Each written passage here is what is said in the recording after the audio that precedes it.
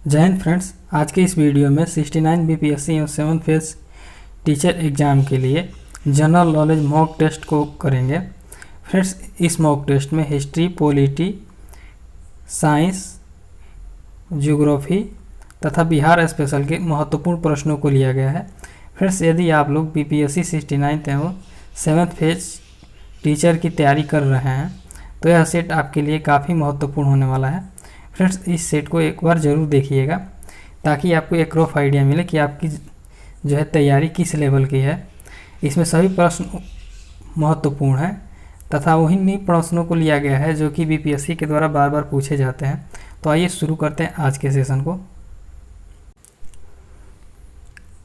सबसे पहला है, चटगांव शस्त्रागार थाने से संबंधित है।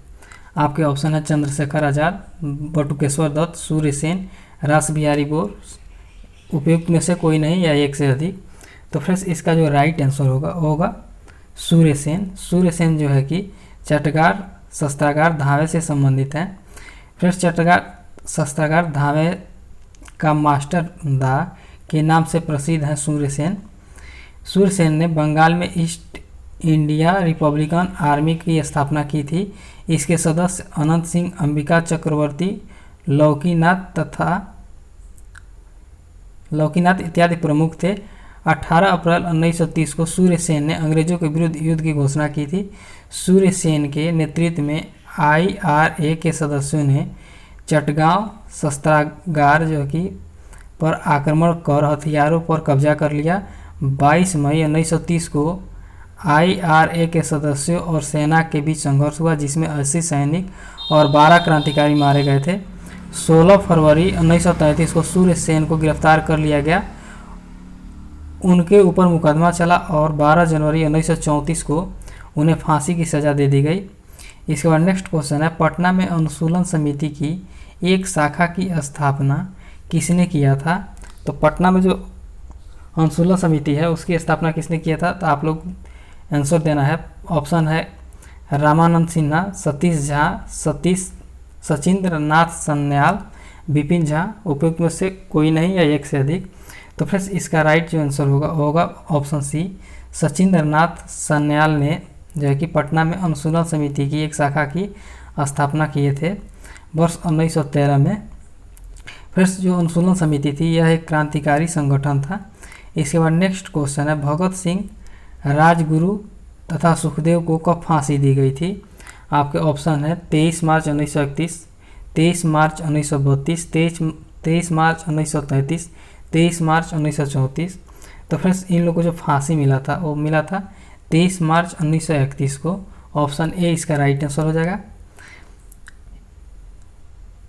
हिंदुस्तान सोशलिस्ट रिपब्लिकन एसोसिएशन के 2 सदस्य भगत सिंह तथा बटुकेश्वर दत्त ने 8 अप्रैल 1929 को केंद्रीय विधानसभा पर बम फेंका था। दोनों को गिरफ्तार कर केंद्रीय असेंबली बम कांड के अंतर्गत मुकदमा चलाया गया।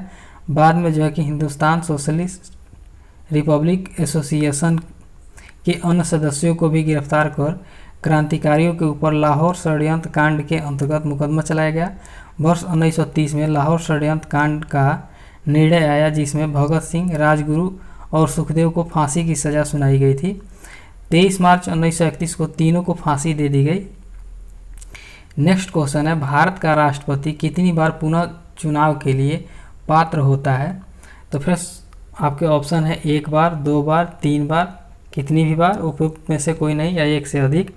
तो फ्रेंड्स, इस प्रश्न का जो राइट आंसर होगा वो होगा ऑप्शन डी, कितना भी बार जो कि राष्ट्रपति के चुनाव के लिए पुनः निर्वाचन के लिए पात्र होगा कोई भी व्यक्ति। भारतीय संविधान का जो अनुच्छेद 57 है इसमें राष्ट्रपति के पुनर्निर्माण के लिए पात्रता के बारे में वर्णित है। इसके अनुसार कोई व्यक्ति जो राष्ट्रपति के रूप में पद धारण करता है या कर चुका है इस संविधान के अन्य उपबंधों के अधीन रहते हुए उस पद के लिए पुनर्निर्वाचन का पात्र होगा। इस प्रकार भारत का राष्ट्रपति कितनी भी बार पुनः चुनाव के लिए जो है कि पात्र होता है। इसके बाद नेक्स्ट क्वेश्चन है, मौलिक कर्तव्यों का निर्धारण किया गया था। तो फिर जो मौलिक कर्तव्य हैं उनका निर्धारण जो है कि कब किया गया था? 40वें संविधान संशोधन, 43वें, 44वें, 39वें, फ्रेंड्स ये 44वां नहीं होगा, यहाँ पे होगा 42वां संविधान संशोधन। तो फ्रेंड्स इसका जो राइट आंसर होगा 42वें संविधान संशोधन द्वारा। 42वां संविधान संशोधन जो है वो 1976 में किया गया था। फिर इसके तहत जो है कि मौलिक कर्तव्यों से संबंधित भाग 4 क एवं अनुच्छेद 51 क को शामिल किया गया। मूलतः मौलिक कर्तव्यों की जो संख्या थी वह 10 थी, लेकिन 86वां जो संविधान संशोधन अधिनियम 2002 आया उसके तहत 11वां मौलिक कर्तव्य को जोड़ा गया। 11वां मौलिक कर्तव्य 6 से 14 वर्ष के आयु वर्ग के बच्चों को निःशुल्क एवं अनिवार्य शिक्षा देना। मौलिक कर्तव्य को आचार आदेश के नाम से भी जाना जाता है। इसके बाद नेक्स्ट क्वेश्चन है, संसद सदस्य बनने हेतु न्यूनतम उम्र सीमा क्या है? आपके ऑप्शन है 18 वर्ष, 21 वर्ष, 25 वर्ष, 30 वर्ष, उपयुक्त में से कोई नहीं या एक से अधिक। तो फिर जो संसद के सदस्य बनने के लिए न्यूनतम आयु सीमा है वह है 25 वर्ष। अगर अनुच्छेद जो है कि 84 ख के अनुसार लोकसभा में निर्वाचित होने के लिए न्यूनतम आयु सीमा 25 वर्ष है, तथा राज्यसभा में निर्वाचित होने के लिए जो न्यूनतम आयु सीमा रखा गया है वो 30 वर्ष का रखा गया है। इसके बाद नेक्स्ट क्वेश्चन है, पृथ्वी की आंतरिक परत नीफे के निर्माण में किन तत्वों की प्रचुरता होती है? आपके ऑप्शन है सिलिका और एल्युमिनियम, ऑप्शन बी है सिलिका और मैग्नीशियम, ऑप्शन सी है सिलिका बेसाल्ट और सिलिका, ऑप्शन डी है निकेल और फेरम। उपयुक्त में से कोई नहीं या एक से अधिक। तो फ्रेंड्स इसका जो राइट आंसर होगा ऑप्शन डी, निकेल और फेरम जो है कि प्रचुरता होती है। पृथ्वी की आंतरिक परत नीफे के निर्माण में निकेल और फेरम तत्वों की प्रचुरता होती है। नीफे, निकेल और फेरम जो कि लोहा का संक्षिप्त रूप है, इन दो तत्वों का अधिकता होता है। इसके बाद से है नेक्स्ट क्वेश्चन, निम्नलिखित में से किस देश में सर्वाधिक द्वीपों की संख्या है? आपके ऑप्शन है फिलीपींस, इंडोनेशिया, मालदीव, क्यूबा। उपयुक्त में से कोई नहीं या एक से अधिक। तो फ्रेंड्स इसका जो राइट आंसर होगा इंडोनेशिया। इंडोनेशिया में जो है कि सबसे अधिक द्वीपों की संख्या है। इंडोनेशिया में द्वीपों की जो कुल संख्या है वो 17,508 द्वीप इंडोनेशिया में पाए जाते हैं। मालदीव की बात किया जाए तो मालदीव में 1192 द्वीप हैं। क्यूबा की बात की जाए तो क्यूबा में 4195 द्वीप तथा फिलीपींस में 7641 द्वीप पाए जाते हैं। इसके बाद नेक्स्ट क्वेश्चन है, भौगोलिक क्षेत्र की दृष्टि से जापान का सबसे बड़ा द्वीप कौन सा है? ऑप्शन है होक्काइडो, होन्शु, शिकोकू, क्यूशु। उपयुक्त में से कोई नहीं या एक से अधिक। तो फ्रेंड्स इसका जो राइट आंसर होगा वो होगा ऑप्शन बी, होन्शु द्वीप है जो कि जापान का सबसे बड़ा द्वीप। जापान मुख्यतः 4 द्वीपों होक्काइडो, होन्शु, शिकोकू और क्यूशु का समूह है। जापान की जो राजधानी टोक्यो है यह इसी द्वीप पर स्थित है, यानी होन्शु द्वीप पर स्थित है। इसके बाद नेक्स्ट क्वेश्चन है, जहाँ जीव रहता है उस जगह को क्या कहते हैं? आपका ऑप्शन है आवास, परितंत्र, निकेत जिसको नीच बोला जाता है, या बायोम, या उपयुक्त में से कोई नहीं या एक से अधिक। तो फिर जहाँ जीव रहता है उसको आवास बोला जाता है। ऑप्शन ए इसका राइट आंसर हो जाएगा। इसके बाद नेक्स्ट क्वेश्चन है, मधुमक्खी कॉलोनी के सदस्य एक दूसरे को किस प्रकार से पहचानते हैं? काफ़ी इंपॉर्टेंट क्वेश्चन है। तो फिर से आपके ऑप्शन है गंध से, दृष्टि से, नर्तन से या स्पर्श से। तो फ्रेंड्स इसका जो राइट आंसर होगा वो होगा ऑप्शन ए, गंध से जो है कि एक दूसरे को पहचानते हैं। फ्रेंड्स इनमें जो है कि अलग अलग विधियां होती है पहचान कराने की, जिसमें दृष्टि, आवास, स्पर्श अपने गंध द्वारा सूचनाओं का आदान प्रदान करते। मधुमक्खियां भोजन की दिशा तथा उसके स्रोत को बताने के लिए विभिन्न नृत्य मुद्राएं करती है, जबकि एक दूसरे को गंध से पहचानती है। इसके बाद नेक्स्ट है, स्टेनलेस स्टील एक मिश्र धातु है, किसका? ऑप्शन है लोहा और निकेल का, ऑप्शन बी है लोहे और क्रोमियम का, ऑप्शन सी है तांबे और क्रोमियम का, ऑप्शन डी है लोहे और जास्ते का, ऑप्शन ई है उपयुक्त में से कोई नहीं या एक से अधिक।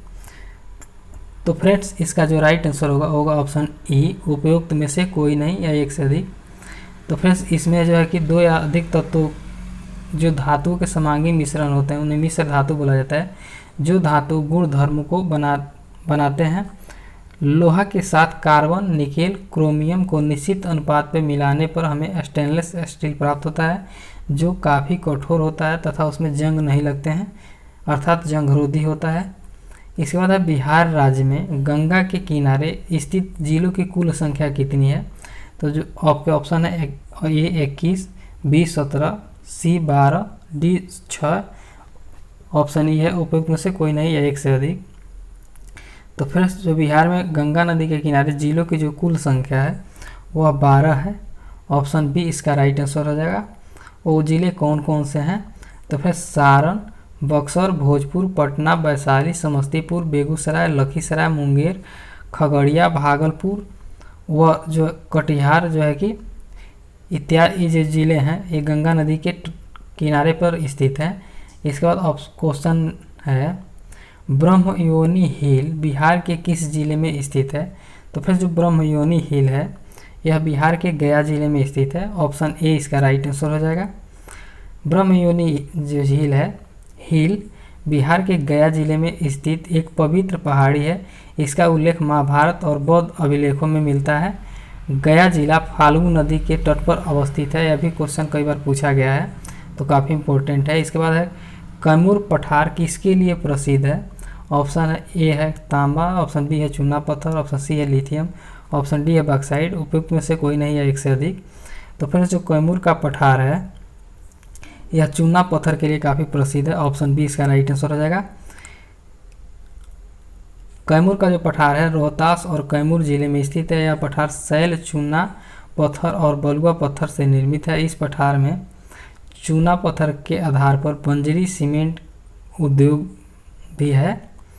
इसके बाद नेक्स्ट और लास्ट क्वेश्चन है बिहार विधान परिषद की पहली बैठक कब बुलाई गई थी। आपके ऑप्शन है 1911, 1913, 1914, 1919।